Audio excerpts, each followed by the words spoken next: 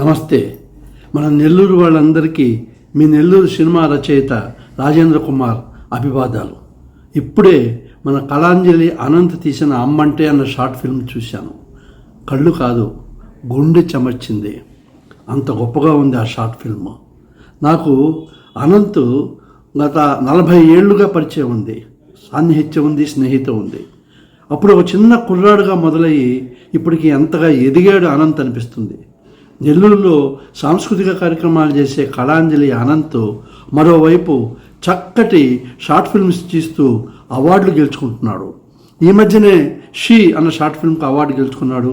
ఇప్పుడు అమ్మంటే అన్న ఈ షార్ట్ ఫిల్మ్కి ఇంకో అవార్డు గెలుచుకున్నాడు. ఈ అవార్డు గెలుచుకున్న టీం మెంబర్స్ అందరికీ నా శుభాకాంక్షలు తెలియజేస్తున్నాను. మదర్ క్యారెక్టర్ చేసిన శిరీష, కొడుగ్గా చేసిన బెనర్జీ, సంగీతం గానం సమకూర్చిన సంగీత్ సౌరవ్, మద్దూరి శ్రీనివాసులు పాట రాశాడు. ఇంకా మా అనంత్ కథా, స్క్రీన్ ప్లే, మాటలు, ఎడిటింగు, దర్శకత్వం అన్నీ తనే అయ్యి దీన్ని అద్భుతంగా చేశాడు. అసలు అమ్మంటే ఎవరు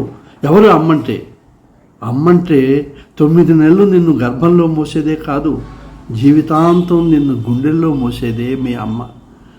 మన లైఫ్లో ఏదో ఒక సందర్భంలో మన తండ్రి మన మీద కోప్పడతాడు, స్కూల్లో టీచర్ కోప్పడతాడు, బెస్ట్ ఫ్రెండ్ కోప్పడతాడు, భార్య కోపడుతుంది, పెద్దవాళ్ళ యొక్క పిల్లలు కూడా మన మీద కోప్పడతారు.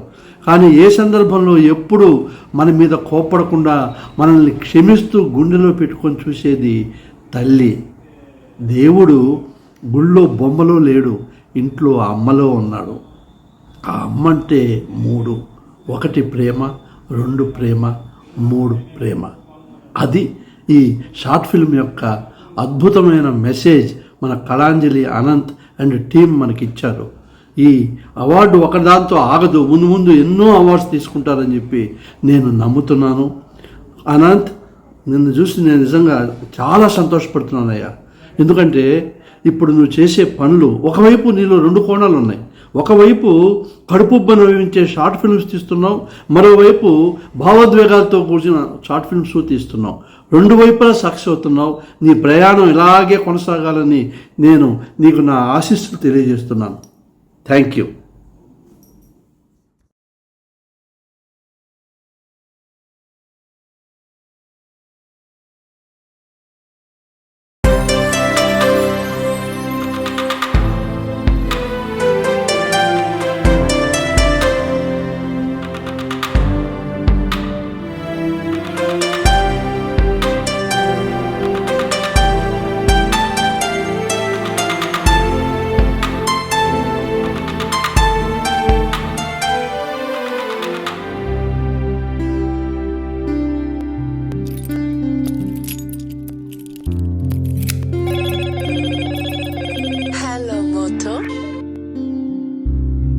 హలో, చెప్పండి. నేను ఇప్పుడే వస్తున్నా.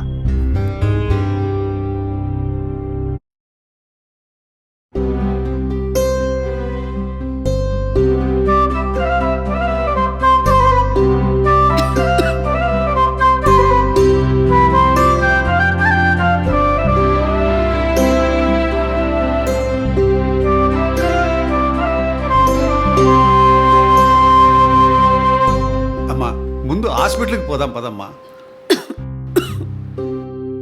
ఒరే, పిల్లలు కోడలు ఎలా ఉన్నారా?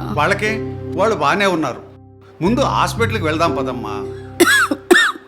కాటికి దగ్గరైన దానికోసం కాసులెందుకురా ఖర్చు పెడతావు?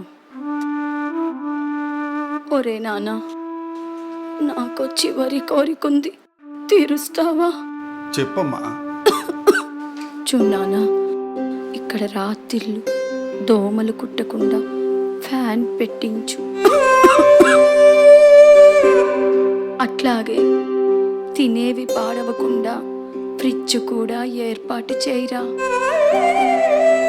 ఒరే, నేనిక్కడ తినలేక ఉండలేక ఉంటున్నానురా.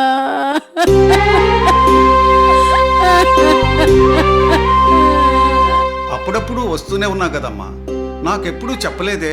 రే, ఇదిప్పుడు చెప్పకపోతే ఇంకెప్పుడు చెప్పలేమోనని చెప్తున్నారా? ఏంటమ్మా నువ్వు అనేది? ఒరేయ్, ఇక్కడ బాధలన్నీ నాకు అలవాటైపోయాయిరా.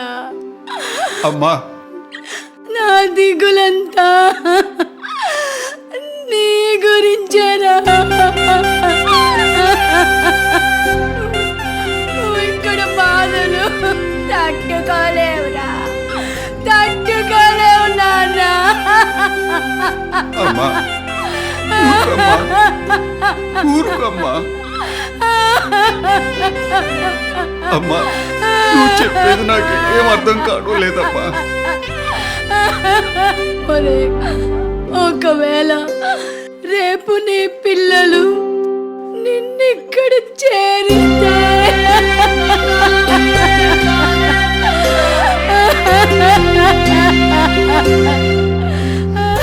ఊరుకోమ్మా. ఊరుకోమ్మా. ఊరుకోమ్మా. ఊరుకోమ్మా. ఊరుకోమ్మా. ఊరుకోమ్మా.